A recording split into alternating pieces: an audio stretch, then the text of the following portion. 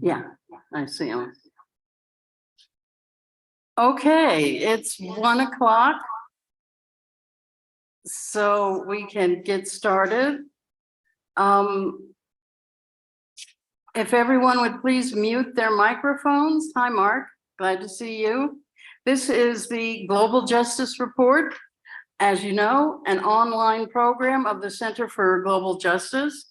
And I'm Betsy Bowman, your host for today's program. The Center for Global Justice, also known as El Centro para la Justicia Global, is a multinational and bilingual research center located in San Miguel de Allende, Mexico. The center is devoted to research and learning for a better world and empowering the social economy, the social and solidarity economy.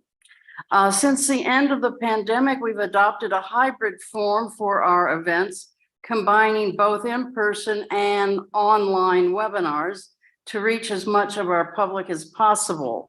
If you're in San Miguel, you can attend our events in person at the Quinta Loreto Community Room every Monday at 1 p.m. For those of you who are out of town, you can participate online through our webpage, which is www.globaljusticecenter.org. The pandemic and the death of the other co-founder of the center, Cliff Duran, were a terrible trauma to all of us. And without our many events and trips that we normally have, our coffers are empty.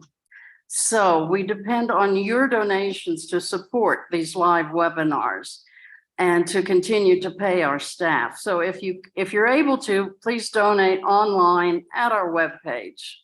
Today's program is about the 150th or 160th webinar. I'm not sure which. And since instituting these webinars, we've had 30 some odd views on our YouTube channel. So we're very proud of our outreach and educational programming. We're now resuming our educational trips to Cuba. If you want to go to Cuba and you don't want to get shunted over into the tourist traps, come with the Center for Global Justice and see the real Cuba. We're also resuming our educational trips to the Sierra Gorda, Chiapas, the cooperative network at Tosepan in the state of Puebla, and we're resuming our student group visits and internships here in San Miguel. So please consider joining one of our trips or bring your students to visit San Miguel. Possibly the best antidote to the anti-immigrant sentiment that is sweeping the United States and many parts of the world is a visit to Mexico. You know, come see what's really happening here. We will be having, our next program will be in 2 weeks. And on September 11th, next Monday, of course, is Labor Day, so we're skipping that. And on 9/11, it's an appropriate date for this topic by our colleague here, Gregory Diamond, on apocalyptic anxiety and the rumbles of discontent, the alienation effect. I guess the program committee decided to put that on September 11th, just on purpose. A week after that, on September 18th, we're going to have a program on regenerative agriculture with Ercilia Soares, who works with Via Organica here in San Miguel.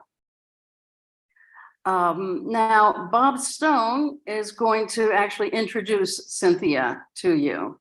So I'll ask him, Christina, I'm sorry. I'll ask him to come to the podium now. Well, I am very honored and Speak up. Speak louder. especially privileged to introduce Christina Heatherton. She is an American Studies scholar and historian of anti-racist social movements, topics and areas very dear to all of you in our audience and beyond. She is author of Arise, exclamation point, subtitle, Global Radicalism in the Era of the Mexican Revolution. This is no less than a rediscovery and reintroduction of a historical event through the lives of internationalists it has affected. And I commend it to all of you. This highly praised rediscovery of the Mexican Revolution will be our focus here. Professor Heatherton has also written on history's first successful slave revolt in the War of Independence for Haiti. And she is co-editor of Policing the Planet, Why the Policing Crisis Led to Black Lives Matter. So she addresses racism and other related matters frontally. Welcome, Christina. Thank you for accepting our invitation. Let's start. I want to ask you to please give us a talk of whatever length you choose, and we'll put questions to you afterwards if we may. Andale. Okay, my friend, the floor is yours. Okay, well, thank you so much. I am so grateful to be joining you all. Thank you to Liz and Bob and Betsy for coordinating this, and thanks to everybody for showing up today on the call. I really wish I could be joining you in San Miguel de Allende. There's a really close connection actually to that place, and the cover of my book, Arise, the image some of you might recognize is by the radical artist Elizabeth Catlett. She was part of the Taller de Gráfica, the Taller de Gráfica Popular, which was an internationalist art collective in Mexico City that I write about. Catlett was the target of McCarthyite repression in the 40s. And so from the late 40s until her death in 2012, she lived in Mexico. And as many radicals have written about, she helped people find refuge when they were fleeing repression around the world, whether it was fascism in Franco's Spain, other victims of McCarthyism, or victims of racist repression in the United States through programs like COINTELPRO. So in 2011, I visited her at her home in Cuernavaca, and I talked to her and her son about this history. They told me a lot about some of the radicals who passed through, including Harry Haywood, who was famously the author of Black Bolshevik, who was one of the people who sought refuge with her. Haywood's former wife, Dr. Gwendolyn Midlow Hall, lived in San Miguel de Allende up until her death last year. I don't know how many of you know Dr. Hall. She was a very significant figure, a prolific historian of slavery. I have a feeling I'm speaking to some of her friends and comrades around here, but for those who don't know, a prolific historian of slavery in the Caribbean, Latin America, particularly in Louisiana and throughout the Americas. I did an oral history with Dr. Hall before she died in 2022. She talked to me about Elizabeth Catlett. She talked about the radical circles in Cuernavaca, and also really impressively, how Elizabeth Catlett helped her discover her own political footing. And she invited me to come visit her.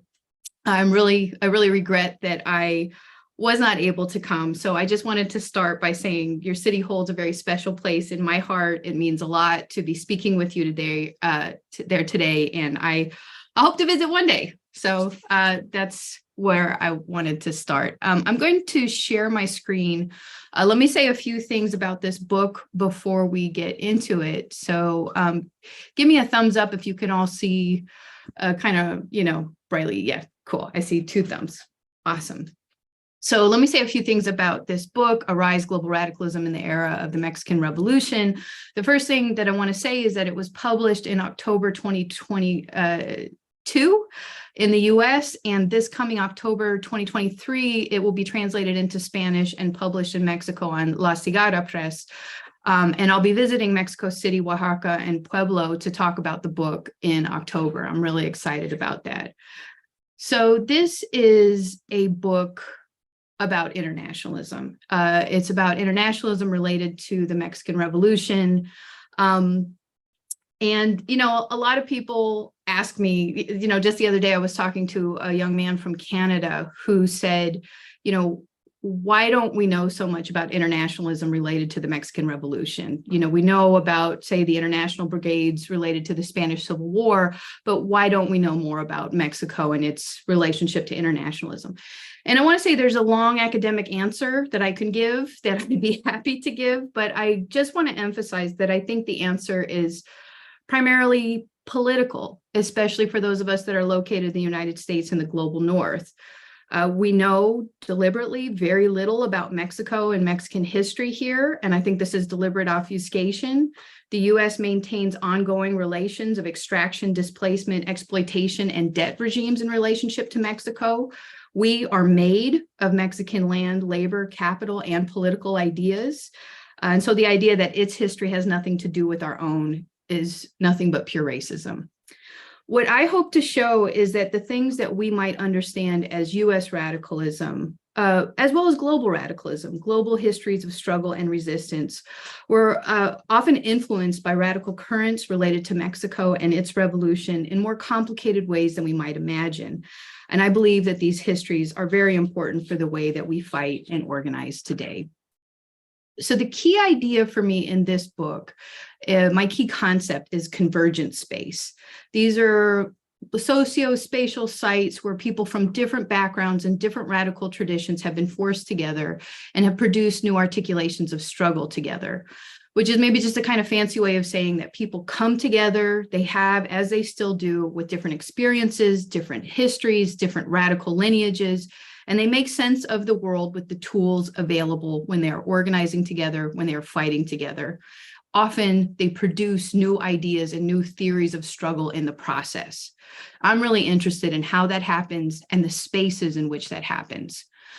So the book is organized according to the making of different spaces. So each chapter is kind of organized around a different convergent space.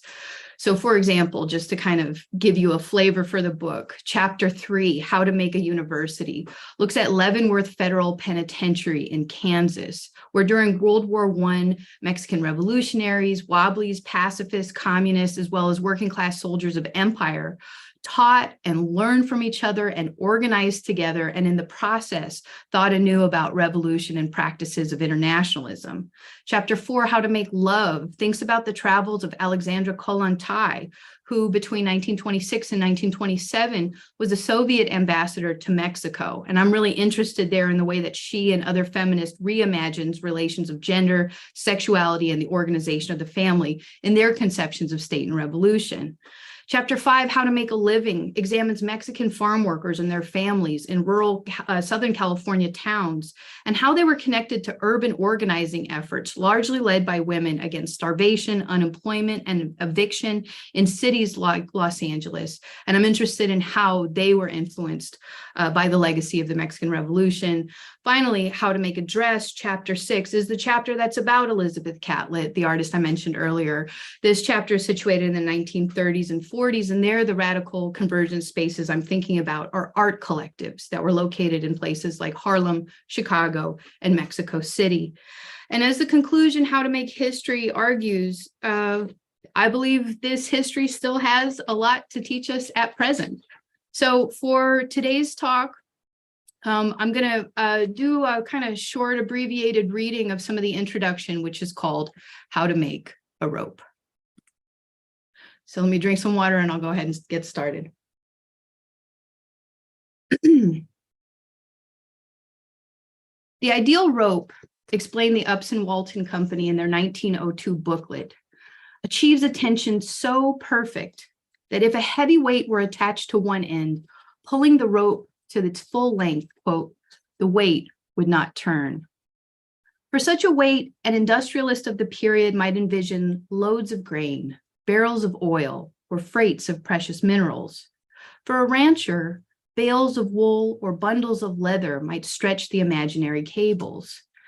The shipper might picture cargo drawn high above the ocean, then lowered gently without rotation onto the docks below. Ropes, of course, were commonly enlisted into more nefarious service. Coiled, tangled, or laid flat, each length was potent with malice, 13 simple twists away from becoming a noose.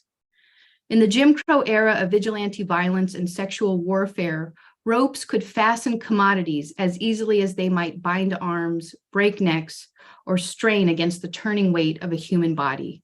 Neither the mining owner, the shipping magnate, nor the commercial rancher would expect to see such grisly functions portrayed in trade brochures, and nor would they need to. As the history of the 19th century had already proven, the means of securing capital were often indistinguishable from the mechanisms of organizing racist terror. In November 1871, the Chicago Tribune published an eyewitness account of such terror. 3 Black men, Squire Taylor, who was 45, George Johnson, who was 39, and Charles Davis, who was 68, were kidnapped from a county jail by the Ku Klux Klan and lynched in Charleston, Indiana. Aware that a, quote, impending mob was coming that night, the reporter arranged to sleep in the sheriff's office, ensuring that he was, quote, awake at the hour of the contemplated violence. When the Klan did arrive, the sheriff refused to unlock the cell doors. The mob proceeded to bludgeon the jail bars with axes, sledgehammers, and chisels, quote, white heat sparks following every blow. The reporter observed how the Klansmen's eyes, quote, seemed to glow through their masks like those of famished wolves. For nearly 4 hours, Taylor, Johnson, and Davis were trapped, watching in silence as the locks before them were battered, their executioners pounding and panting without restraint. Around 2 a.m, the sheriff decided to put an end to the jail's structural damage. He retrieved the keys from their hiding place in the back of the building. Knotted on a piece of string and anchored to a window bar, the keys swung between the jail's outer walls and the bleak expanse of night. The Tribune's article, which I hope you can all see, was entitled Mask and Manila. The mask, of course, referred to the Klan's muslin hoods, while Manila referenced the, quote, brand new whitish-brown ropes that had been used to hang the men. Each rope, it noted, had been prepared in advance with a noose, quote, showing that someone was at work who understood his business. Manila, a fiber that Filipinos called abaca, was a derivative of the plantain plant. The fibrous bark was ideal for rope, making it one of the most valuable indigenous products of the archipelago, according to mid-19th century trade guides. Royal Spanish galleons sailing between colonial port cities in the Philippines and Mexico had used Manila rope for their rigging. Found to be sturdier, less likely to mold, or to be eaten by insects, Manila imports to the United States grew precipitously after 1850, soon replacing other imported fibers like Indian jute and Russian hemp. When the abolitionist John Brown was captured in 1859, trying to spark an armed insurrection of enslaved people in Harpers Ferry, Virginia, Southern states actually competed to deliver the rope to hang him. Kentucky's hemp rope ultimately beat out South Carolina's rope of cotton. Manila soon surpassed all these domestically grown fibers. By the turn of the century, Manila was the most popular rope-making fiber in the United States, and as headlines suggested, it was nearly synonymous with rope itself. The 1902 rope booklet observed that a surplus of Manila fiber was, quote, brought into our lap following the 1898 Spanish-American War and Philippine-American War of 1899 to 1902. With those wars, the United States seized imperial control over the Philippines, obtaining a near monopoly over the country's exports, 2/3 of which consisted of Manila. Though demand for rope-making fiber soared, especially after it was deemed strategic war material, the sustainability of the abaca supply was soon cast into doubt. The user of Manila hemp, quote, reasoned the Waterbury Company in its 1920 catalog, is, quote, dependent entirely upon our foreign possessions in the Far East. And this fraught dependence meant that, quote, the procuring of hemp for rope making is attended to with some difficulty.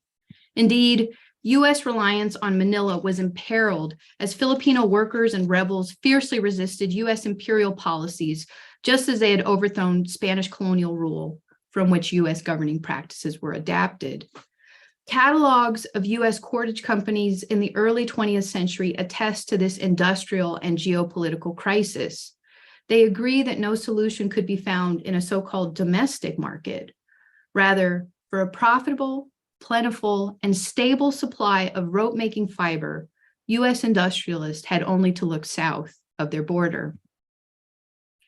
While Manila imports declined, U.S. imports of Mexico's rope-making fibers, henequen and sisal, exploded.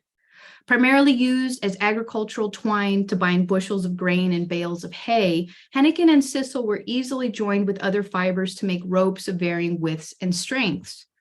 Derived from the spiny agave cactus, the fibers, both of which were often described as henequen, grew plentifully in the southernmost Mexican state of the Yucatan, a product of its hot, dry climate, its flat landscape, and the unrelenting input of its indigenous labor force.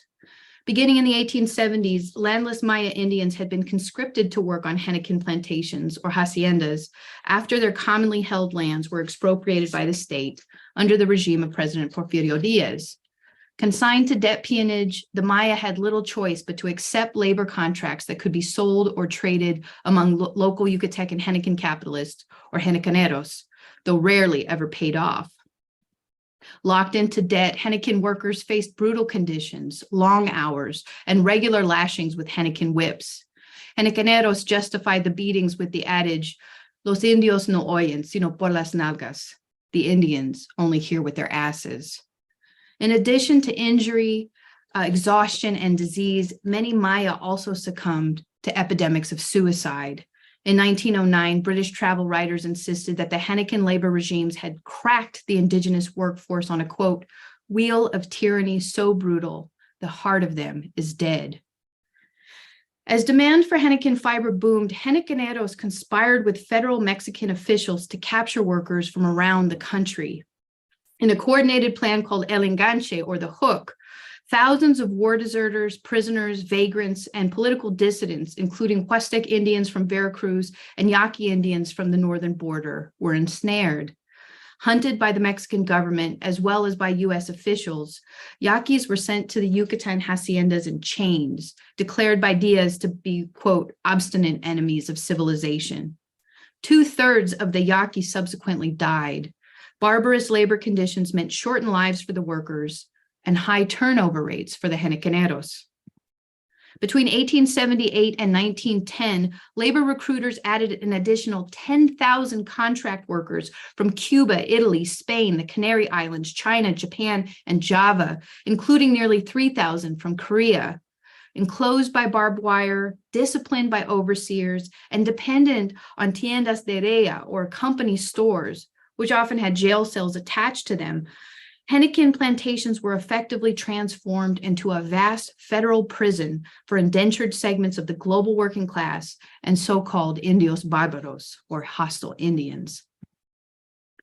Through debt and corporal punishment, henequen workers were forced to accept hunger, unsanitary conditions, and insufficient medical care for their children. Records reveal that women were routinely coerced into relationships with henequeneros, ensuring that the threat of rape or compulsory sexual arrangements menaced every hacienda. Out of these brutal regimes, a motley international force of the criminalized, the violated, and the expropriated produced the raw material of 20th century rope. Now, no other company benefited from Yucatecan henequen more than the Chicago-based McCormick Harvesting Company. McCormick sold agricultural machines that harvested grain and bound it into sheaves using henequen binder twine. These reaper binder machines scaled up commercial production, enabling agribusiness in the Midwest US to explode. Such explosions occurred alongside the intensified expropriation of indigenous land. Laws like the 1887 Dawes Act privatized millions of acres of communally held tribal lands in the region, enabling their settlement and agglomeration for capitalist agriculture. Through new reaper binder technology and ongoing settler colonial violence, Native territories in the Midwest were transmorgified into the nation's so-called breadbasket. With J.P. Morgan's financial backing, McCormick absorbed several major competitors, becoming International Harvester, or IH, in 1902. IH investors learned that a blend of Philippine abaca and Mexican henequen made ideal binder twine for Midwest grain, and they quickly invested in the Yucatan. By 1910, IH owned 99.8% of the entire Yucatecan fiber trade. In Chicago, as in the Yucatan, millionaires pressed wealth from the tangles of international misery. Aware of growing concerns over the Yucatan's labor conditions, IH officials addressed the problem in a 1910 issue of their company magazine, writing, quote, "There is nothing in the nature of slavery in the Yucatan. Every man is free and receives his pay as regularly as the workman in American factories," unquote. The statement, of course, was unwittingly ironic, given that workers had famously protested labor conditions against McCormick Chicago factories where the reaper binder machinery was made. Demanding an 8-hour day with no cut in pay, McCormick's iron molders had joined thousands of Chicago workers and tens of thousands nationally on a general strike on May 1st, 1886, organized by the Industrial Union, the Knights of Labor. On May 3rd, 2 striking McCormick workers were killed by the police. The next day, demonstrators poured into Chicago's Haymarket Square in protest. A bomb went off during the rally, and police responded by firing into the crowd. When the dust settled, several men were dead and over 100 were injured. 8 high-profile labor activists were arrested and charged with conspiracy to murder. All 8 were convicted in a show trial that was designed to intimidate organized labor. 4 of the Haymarket organizers, August Spies, Albert Parsons, Adolph Fisher, and George Engel, were executed in a gruesome public hanging. Before he was hung, Spies shouted from the platform, quote, "The time will come when our silence will be more powerful than the voices you strangle today." If the Knights of Labor had organized under the slogan, "An injury to one is the concern of all," Haymarket demonstrated the maxim's global resonance. Around the world, the 1st of May became known as Industrial Workers' Day, or May Day. In 1913, the Yucatan-based Casa del Obrero Mundial organized Mexico's first major May Day demonstration, complete with the Haymarket commemoration. Later, Mexican laws declared the day a, quote, "cause of pride, not only for the proletariat of the United States, but for the whole world." Writing from Mexico City in 1921, veteran labor organizer Mary Mother Jones bore witness to this solidarity. Jones was shocked to see Mexican workers enter the hall carrying the Mexican flag alongside a banner dedicated to the Chicago martyrs. The honor, said Jones, was, quote, "the most remarkable demonstration I had witnessed in all my years in industrial conflict." To this day, May Day in Mexico is celebrated as the day of Chicago, of the martyrs of Chicago. From their brutal harvest in the Yucatan to the hanging of the Haymarket organizers and back, ropes interlinked circuits of capital and empire, as well as the swell of international resistance rising against them. Ropes, in the tumultuous first decades of the 20th century, were often curious composites of coexisting global regimes of accumulation. Manila from U.S. imperial control over the Philippines, cotton or domestically produced hemp from brutal Jim Crow sharecropping regimes, and henequen produced through the violent exploitation of expropriated indigenous peasants and an indebted, dispossessed global proletariat. A further understanding of the financing, the property regimes, the expropriation, the policing, along with the transport, storage, processing, consumption, and destruction of this raw material would reveal a vast interlocking universe of exploitation, expropriation, and oppression. Ropes, the ligatures of the global economy, materialize the processes by which the lives of people across disparate spaces are densely interwoven.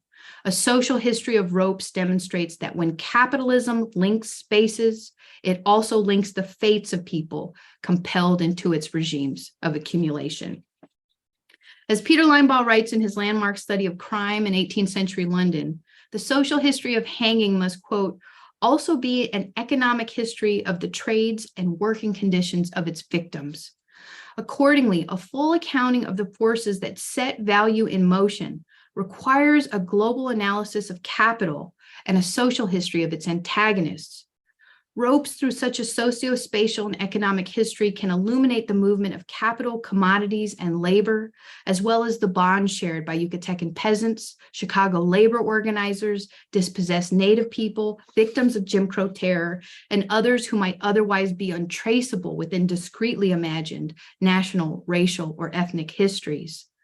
Unbraiding the strands of the accumulation process exposes obscured histories of solidarity and evinces possible futures of shared struggle. Ropes, in other words, help demonstrate how capital, geography, and histories of opposition converge. They illustrate how people have been concretely conjoined across space and how they have consequently understood their fates as interlinked in a global class struggle. The rope, therefore, that lynched Mexican rancher Antonio Rodriguez in Rock Springs, Texas on November 3rd, 1910, was tied to broader global regimes of butchery and wider currents of resistance. This rope that had bound Rodriguez to a mesquite tree, that prevented his escape as he was covered with dry branches and doused with gasoline, the rope that trussed him as he was burned alive before a gaping mob of thousands. This rope, a tool of the man's trade, became a racist and gendered instrument of imperialist class power.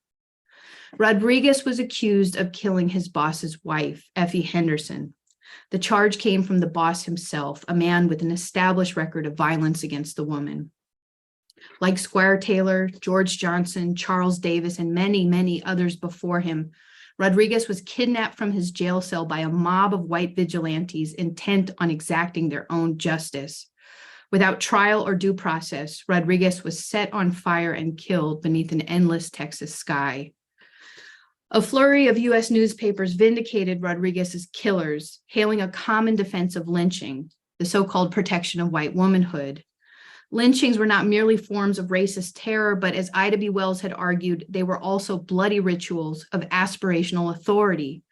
Lynching symbolically affirmed an order wherein white men were by law the dominant owners, heirs, and sellers of property and capital, whether or not they actually possessed property or capital themselves. This order manifested at regional, national, and international levels. The killing of Rodriguez, a Mexican foreign national, constituted a brazen flouting of international law. Less than 100 miles from the US-Mexico border, his murder represented a totality of racist terror, state power, and socio-spatial control codified through notions of gender, class, nationality, and race. The rope that killed Antonio Rodriguez was, in other words, a color line. But the rope that killed Antonio Rodriguez also drew together measures of national and international outrage. Mexican commentators challenged the moral authority of the United States. Quote, progress, civilization, culture, humanitarianism, wrote revolutionary Mexican agitator and journalist Praxedes Guerrero, were ideals that were smothered in the smoke rising from Rodriguez's, quote, charred bones. Guerrero poignantly located Rodriguez's lynching, quote, on that same piece of land that has still not escaped the shadow cast by the hanging of John Brown. Demonstrators rallied in defense of Rodriguez across the U.S. and internationally in countries like Mexico and Cuba. Enraged leaders began calling for a boycott of U.S. goods. Mexican demonstrators rallied at the offices of U.S. newspapers and businesses, at the home of the U.S. ambassador, and in the streets, often while under fire from Mexican troops. On November 12, 1910, Mexican revolutionary leader Ricardo Flores Magón described the, quote, explosion of indignation rocking Mexican cities in response to the lynching. In his internationally circulating newspaper Regeneración, Flores Magón described how Mexican protesters had condemned Rodriguez's murder, as well as the racist violence committed against Mexican people in the United States. For Flores Magón and other Latin American commentators, this killing was in keeping with the violent encroachment of U.S. imperialism and the avaricious behavior of U.S. capitalists.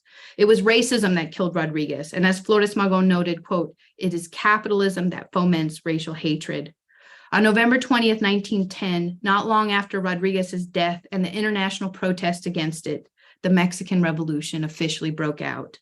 During this first major social revolution of the 20th century, the economic geography of the lynch rope would unravel, and the politics of the color line would throb at the heart of the global class struggle. So this book, Arise, maybe I'll stop my share here and just say a few more things. This book, Arise, observes how revolutionary thinkers like Ricardo Flores Magón were uniquely positioned to understand how capital crossed national borders, exploited workers and peasants, and linking the destinies of those it dispossessed. Following their lead, it foregrounds the influence of the Mexican Revolution, the first major social revolution of the 20th century. So while ropes are not the subject of the book, they serve to illustrate its stakes and its scope. They also help illuminate some of the key challenges to depict the class struggle in motion over time, between scales, and across space. The book considers how interpretations of internationalism were conditioned by shifts in the political geographies of global capital accumulation.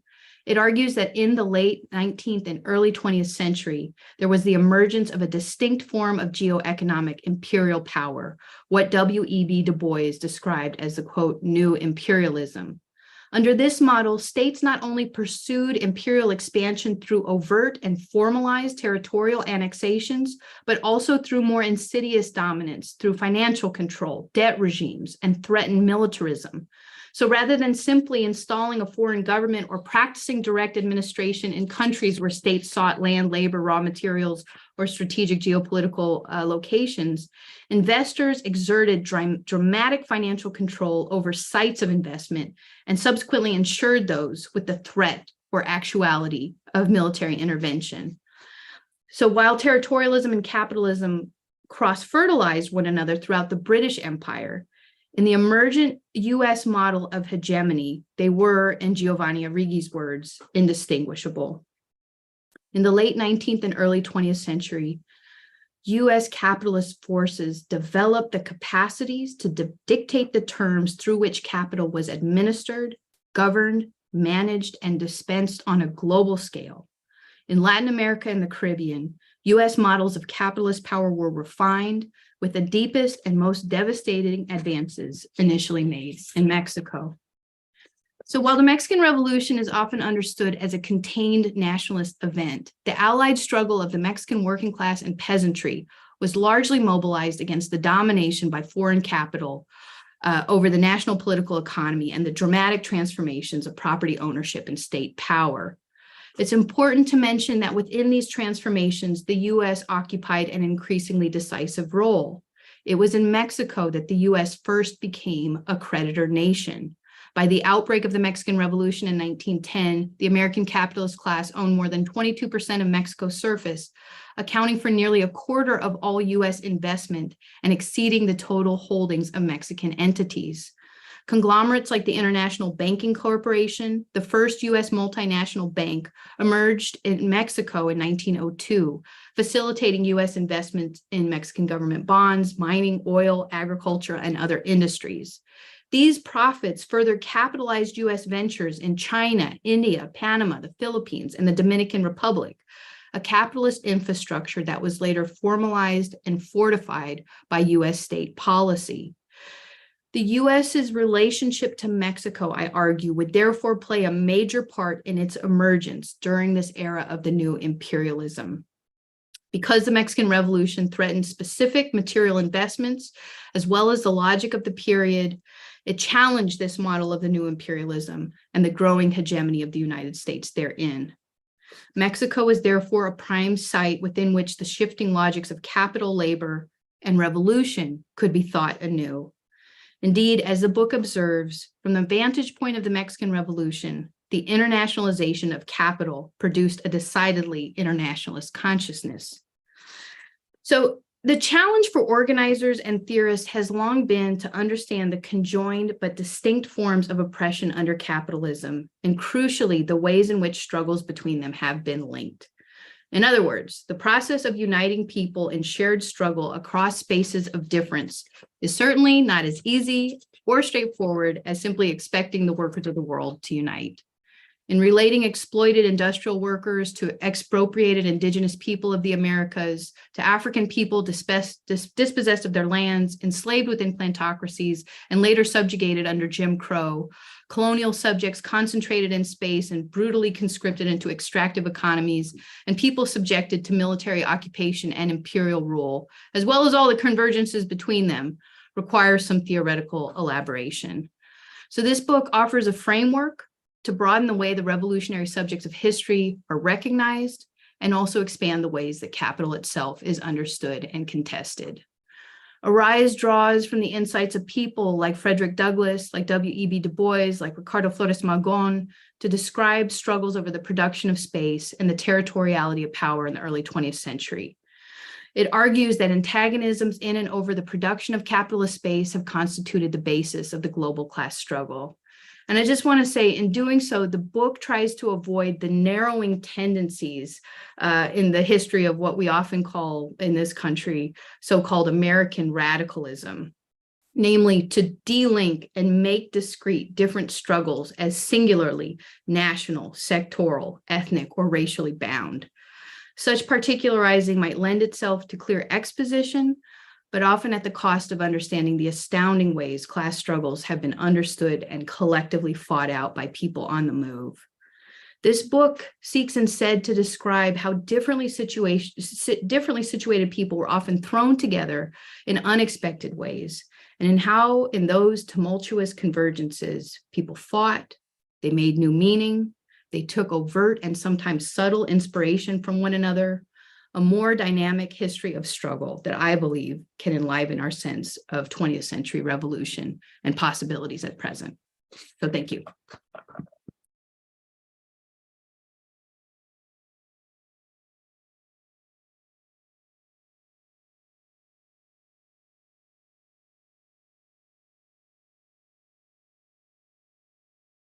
Heard, I guess.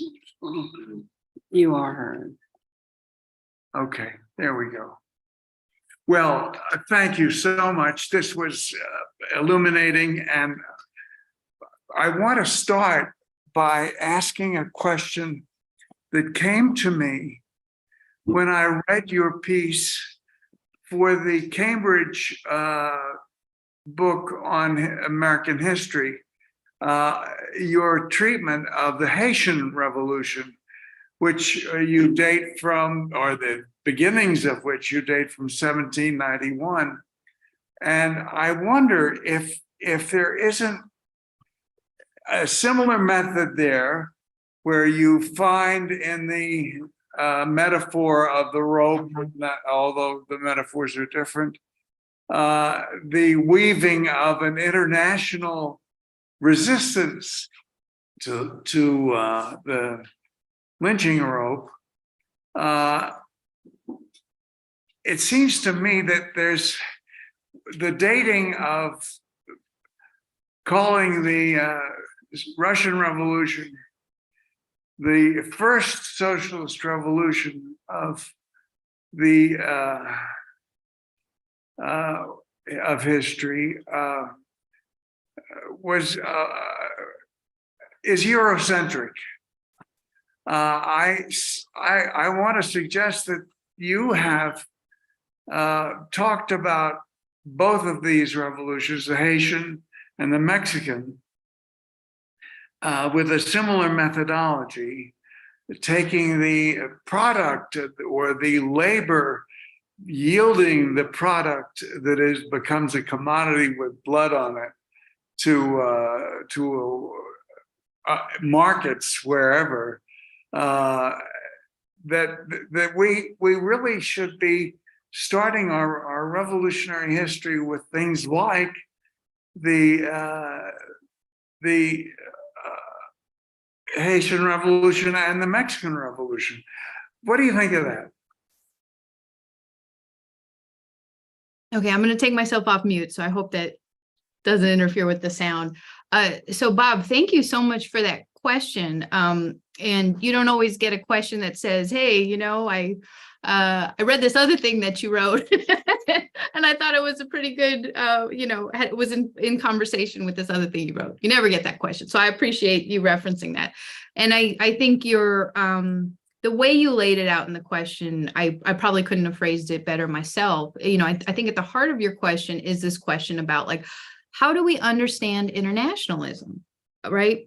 And I think, as I mentioned before, there are some flashpoints that I think are somewhat convenient in terms of how we define it. I think for a lot of people, the international brigades in the Spanish Civil War stands out as an example of internationalism.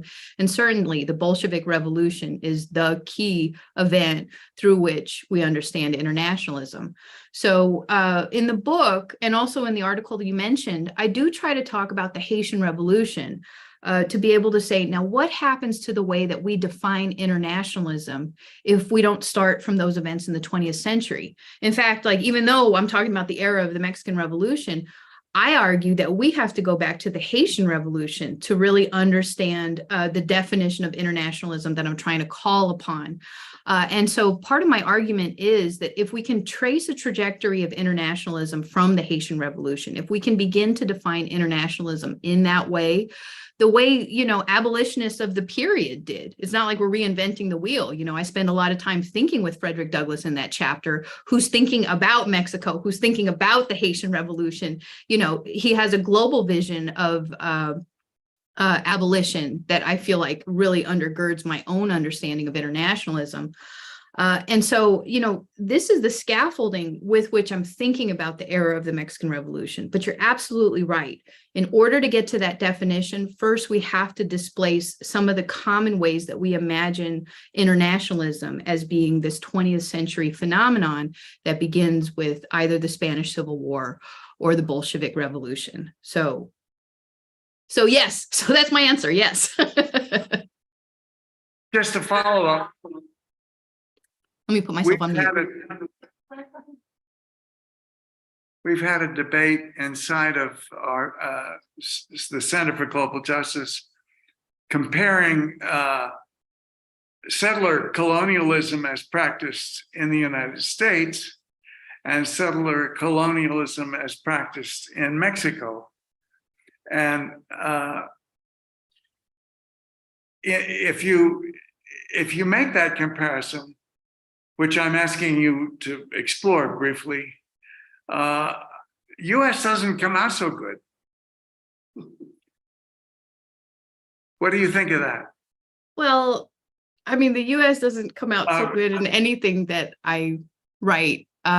So if my answer before was yes, my answer this time is no.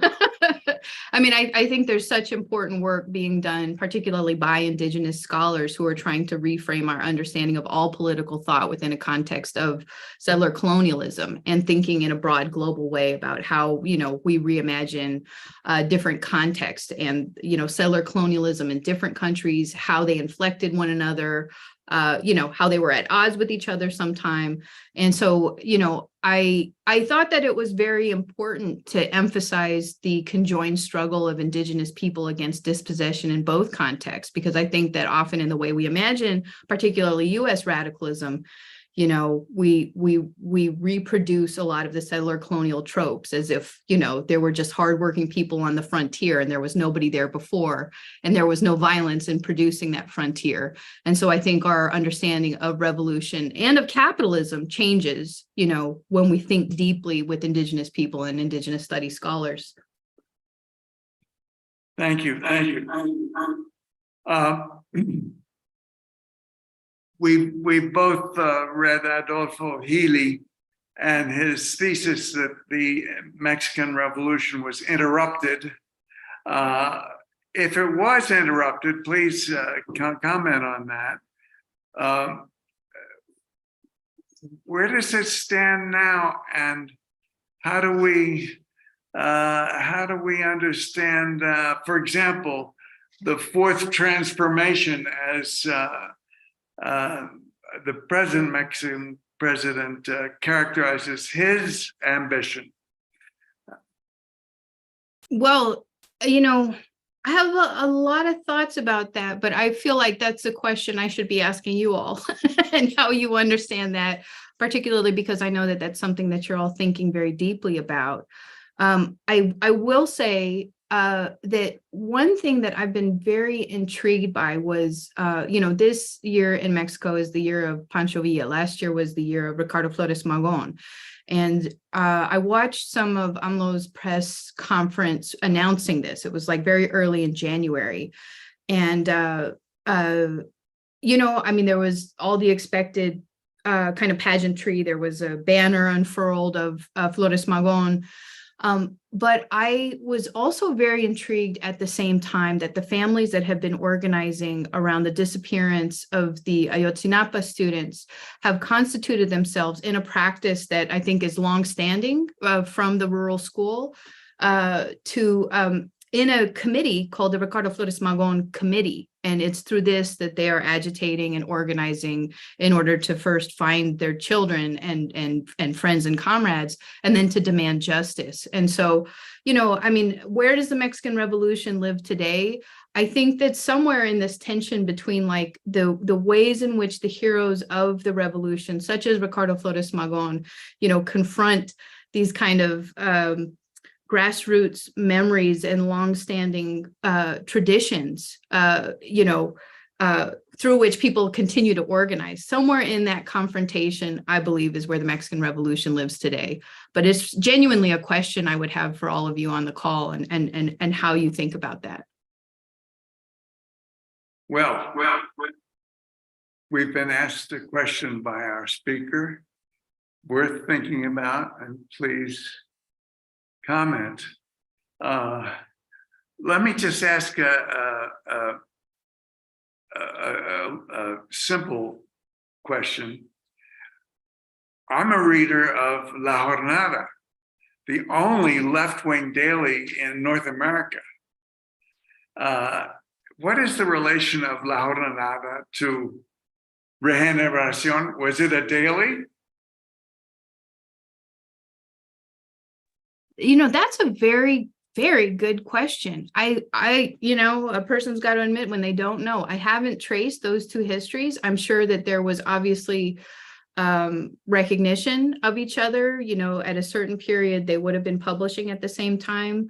But I would have to go back into the archive and think about who was writing, where they were publishing, what kind of overlap they had, before thinking about whether there was a relationship between the things that they were publishing. I will say that I think it absolutely surprises a lot of readers in North America when I talk about Regeneración, when I talk about this newspaper that was written by a Mexican revolutionary. And I ask people, where do you think it was published? They say, I don't know, Mexico City. I don't know, Tijuana. They say the two cities they know. And I say, no, it was in Los Angeles, right? Oh. It was in East LA. Where a lot of my family lived when they moved to Los Angeles. There's a very big Japanese American community that lived in that Mexican barrio. That's where my family lived. I have a lot of relatives that are buried there in Evergreen Cemetery. And so, the transnational dimensions, often begin for a lot of people just with thinking about the magazine, the newspaper of the PLM that was published in Los Angeles. One question. You have a chapter on Alexandra Kollontai, the wife of Lenin, and the first ambassador from the USSR to Mexico. We looked at the roots of Mexican Revolution in Haiti. How about going 7 years after to 1917 and tell about Alejandra Kollontai and her tenure as ambassador from Russia, or from what we call Russia now, what used to be called the Soviet Union. Absolutely. So just one quick clarification. So Alexandra Kollontai was a self-described Bolshevik feminist. She was one of the first women to ever hold a state cabinet position in any government. She served as the social welfare czar under Lenin. And, as many people noted, was enough of an operator that she stayed alive, far into the existence of the USSR. She was not married to Lenin, though. That's Krupskaya. She was, but she worked very closely with Lenin as part of the left opposition. And there's a part in the book where I talk a lot about how, interestingly enough, her writings, along with Luxemburg and Clara Zetkin, I think offer this feminist grounding, a foundational grounding for internationalism that I think also helps us understand Lenin's own position in coming to Bolshevism in a different way. So, Kollontai is a kind of weird figure, when people think about internationalism and the Mexican Revolution. When I would talk to people, they would all start writing the book for me. They would say, oh, of course, you're going to write about Trotsky. Oh, of course, you're going to write about Eisenstein. Oh, of course, you're going to talk about, Rivera, Siqueiros, Orozco, and how they were internationalists, right?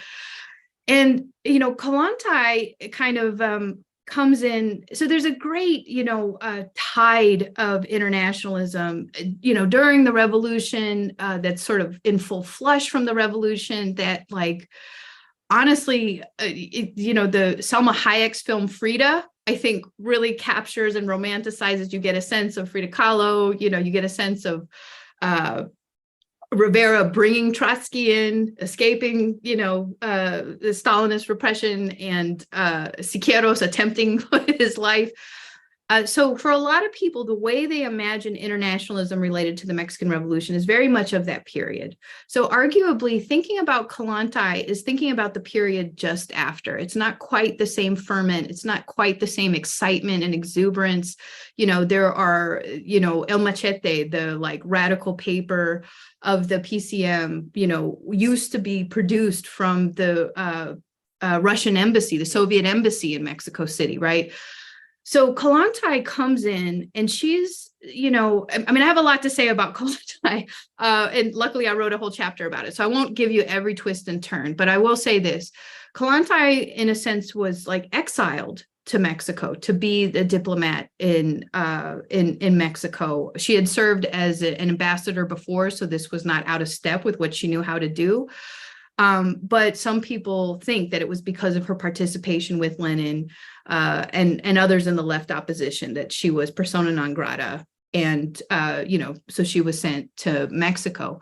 But what was so interesting for me was to think about a woman who had served in a state cabinet position, who had to think very hard about what it meant to think about a state building itself after revolution, after Civil War, and to think about what that state would look like.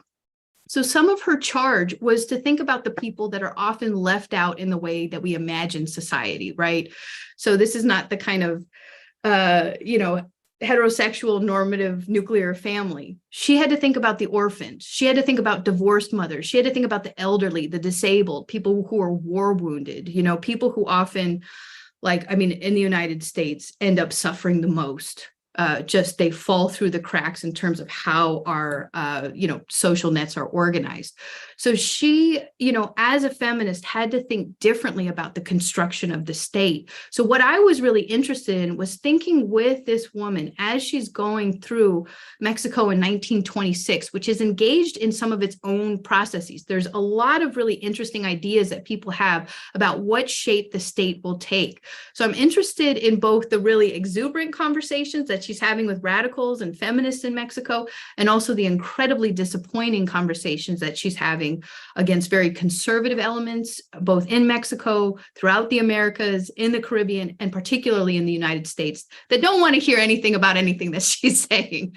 So that's the kind of nature of the chapter, and it's called How to Make Love, because I'm really trying to organize everything through her concept of comrade love, where she thought if we could organize society on the basis of comrade love instead of property love, we might have a fighting chance of a better world. What an interesting distinction. I'm sure we would love to hear more of Christina's work. The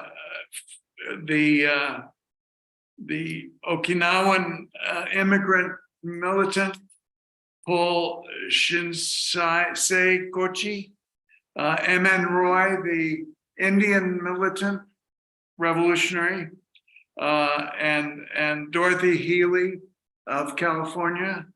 There are many, many jewels in this book by Christina, and we have her in person here. So please, the floor is open. Please make use of her presence to ask any question you have about the Mexican Revolution.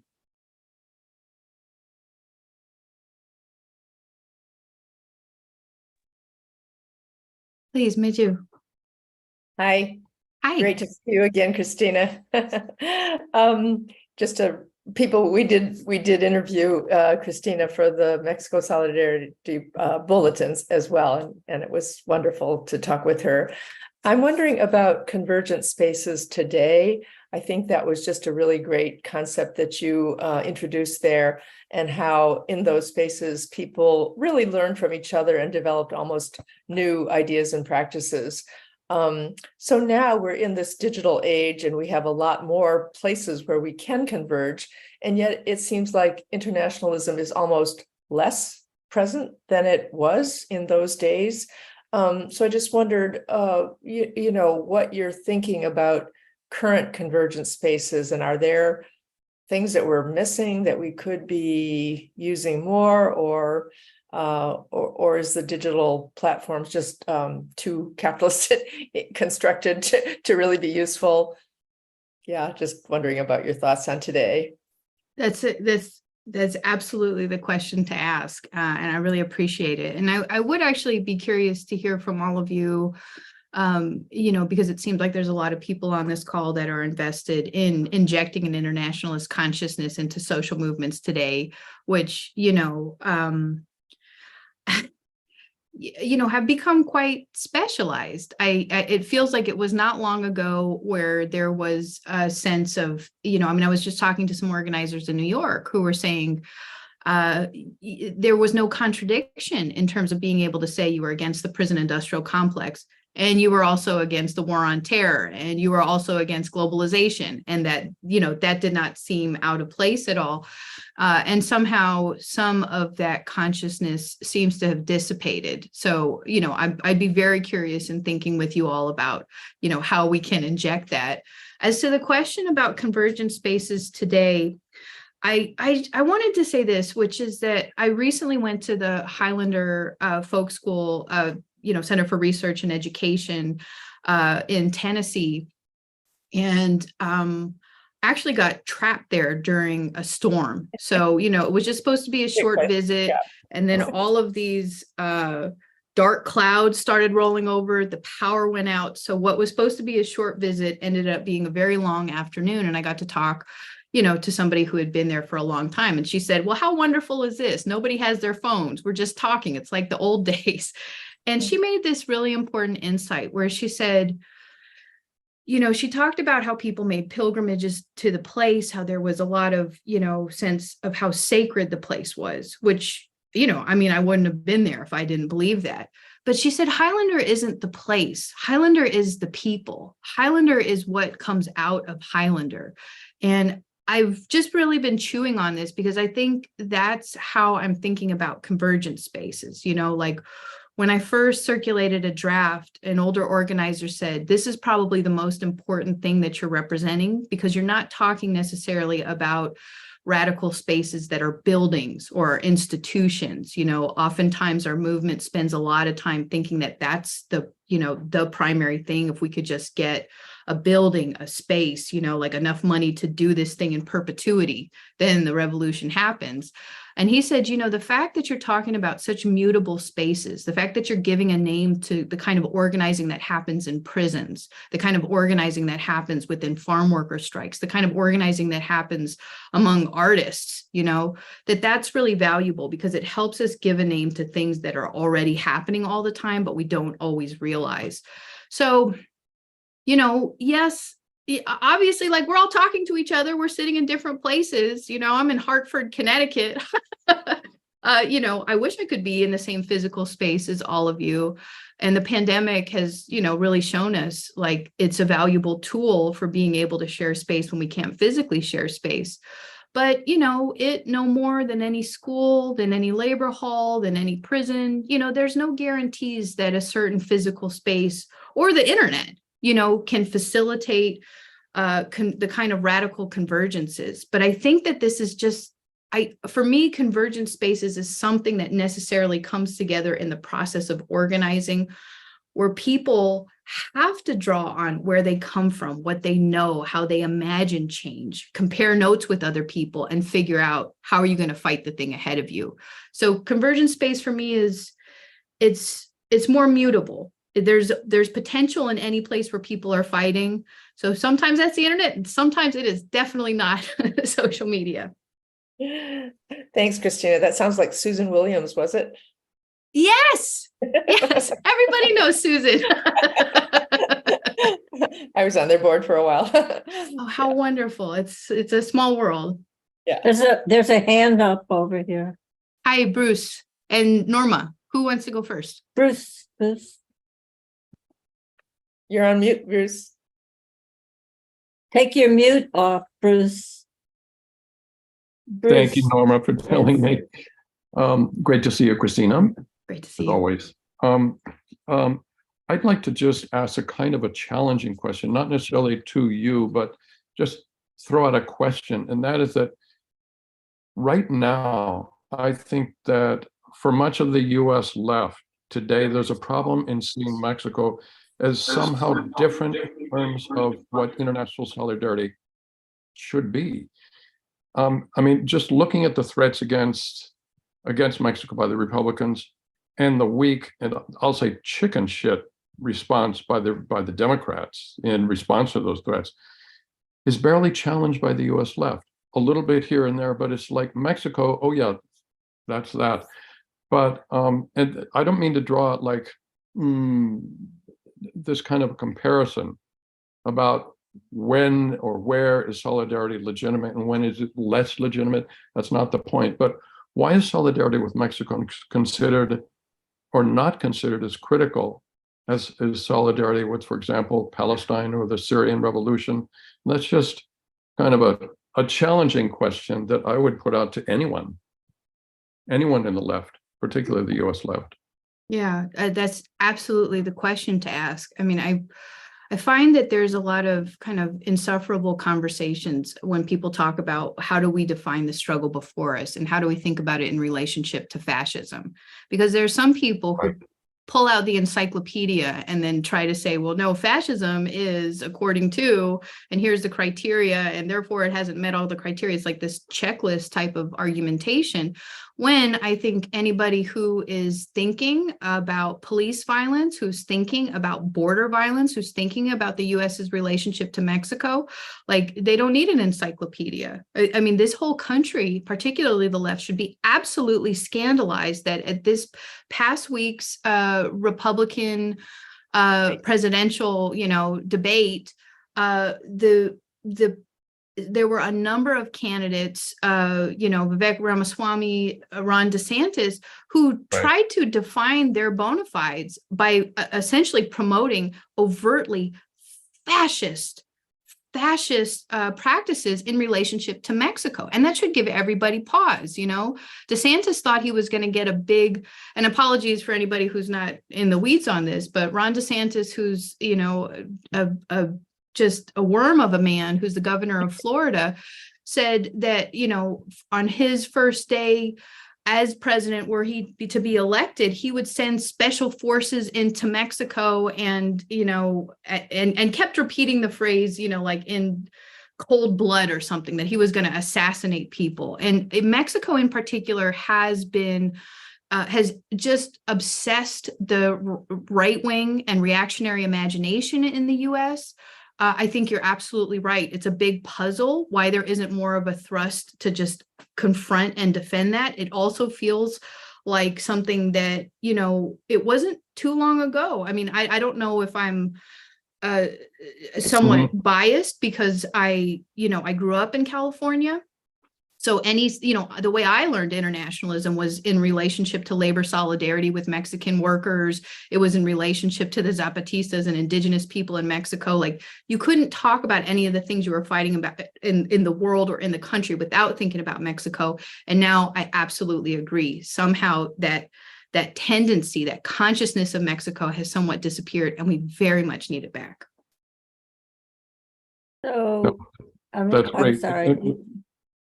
Just to Sure. follow up on that. That's something that continually in interviews that we've done, like with you for the Mexico Solidarity Project Bulletin, we talk about this all the time. It's a question. It really is. Hey, Norma. Yeah. Hi, everybody.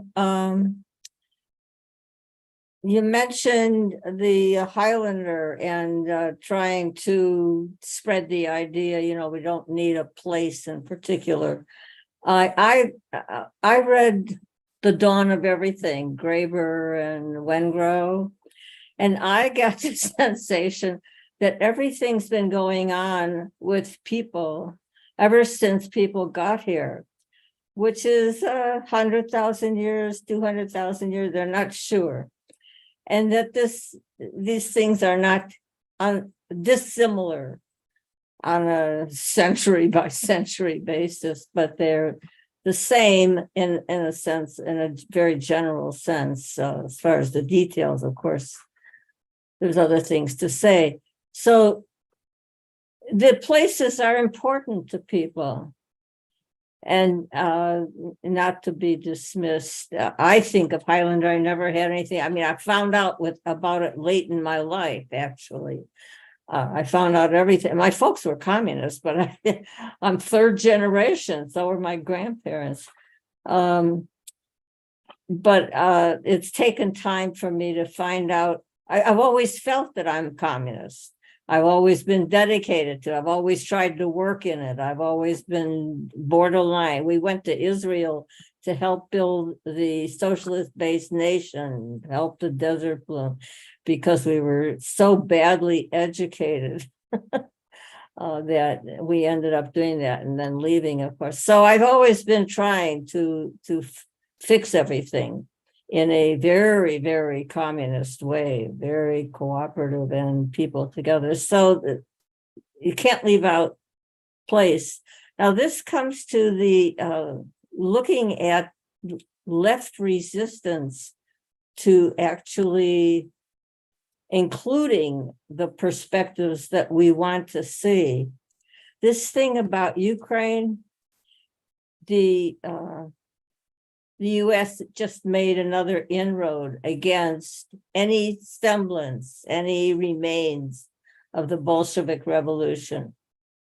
It got in to go through Ukraine against Russia. I mean, the United States, once the thing began, was slavering to have a war, another war. And because people don't get it, what we're about. We're about this whole composite of building this, retaining the strong revolution. And Norma, do you have a question?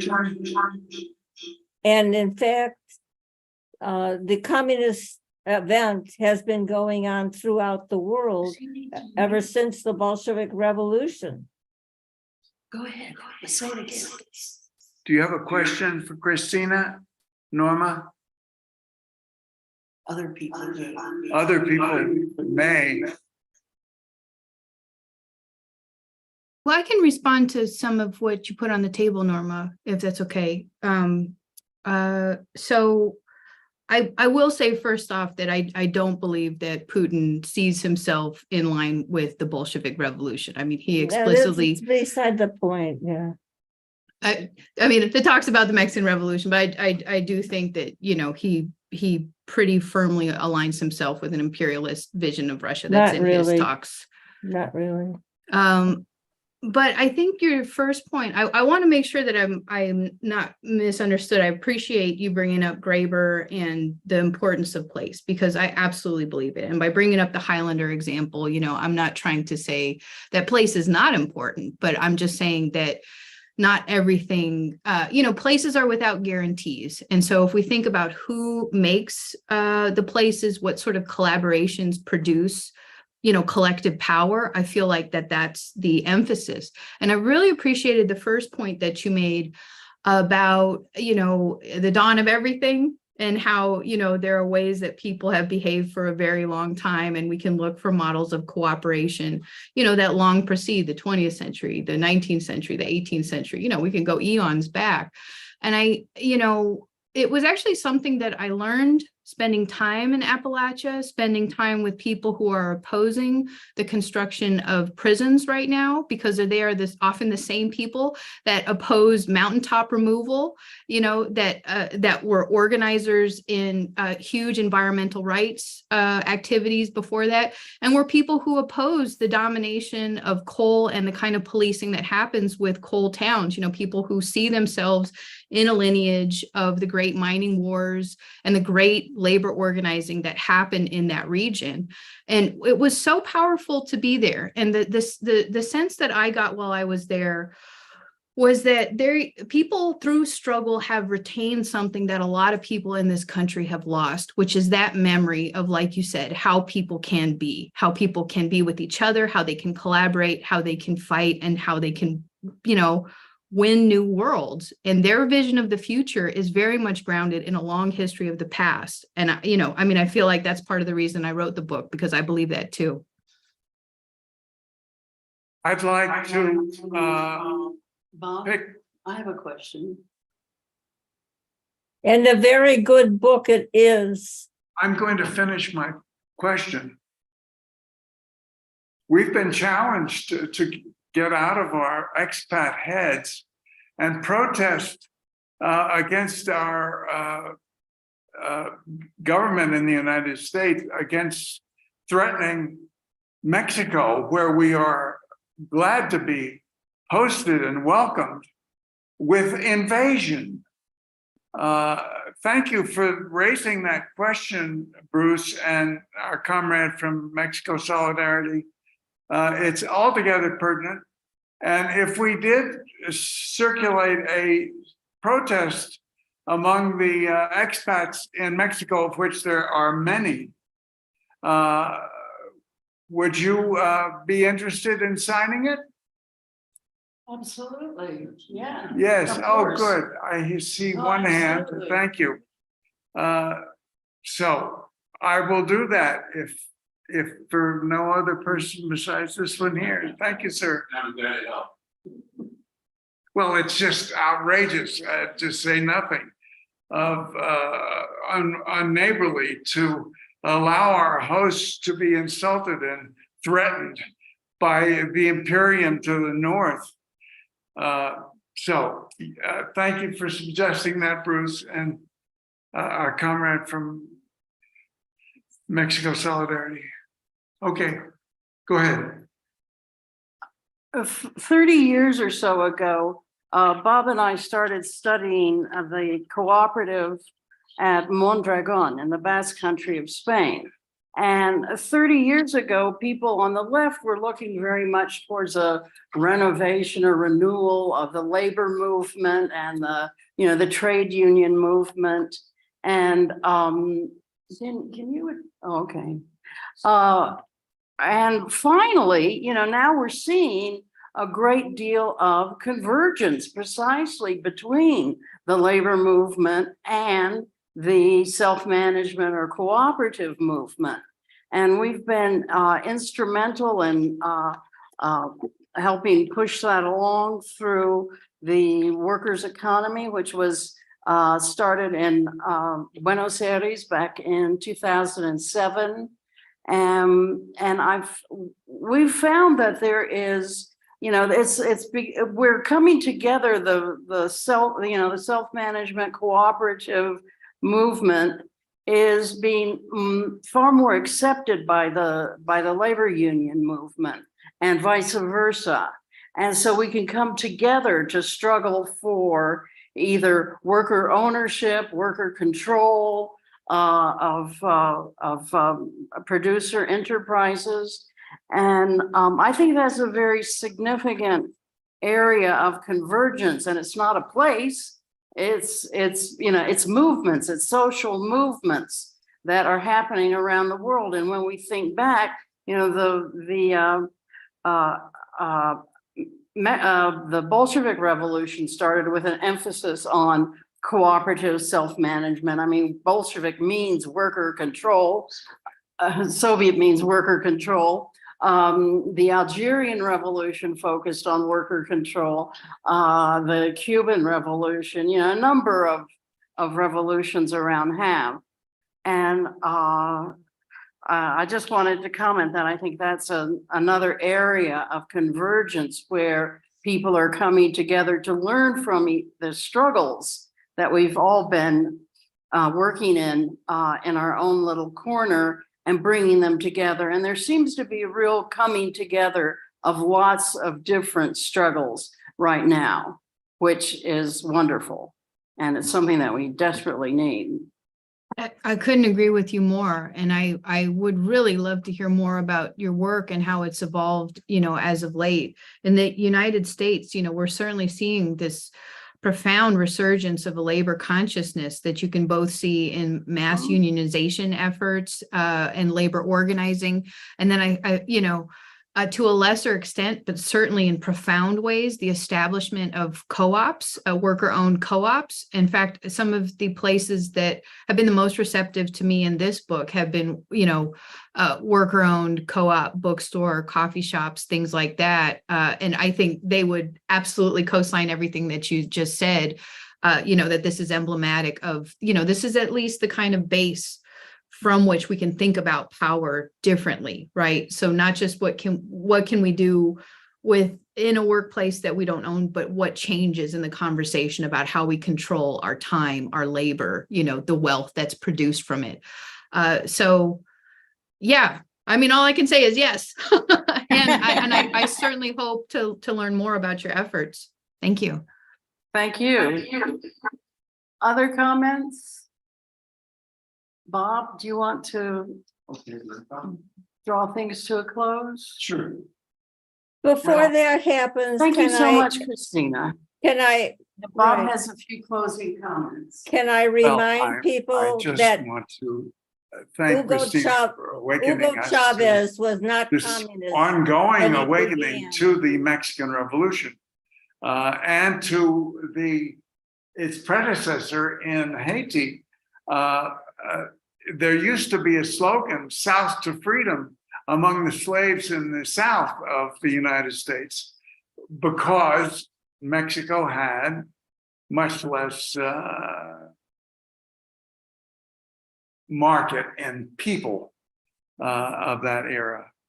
So I want to thank you, dear Christina, and ask you to be ready to come back in another year and tell us more about your work, which is so interesting to us and so in line with our concerns here. Thank you very, very much. Can we give her a hand? It's been such an honor to speak with you all. Thank you for making the time, and thank you for this really generous invitation. I really appreciate it. Thank you so much. Thank you. Good. Well, Yes.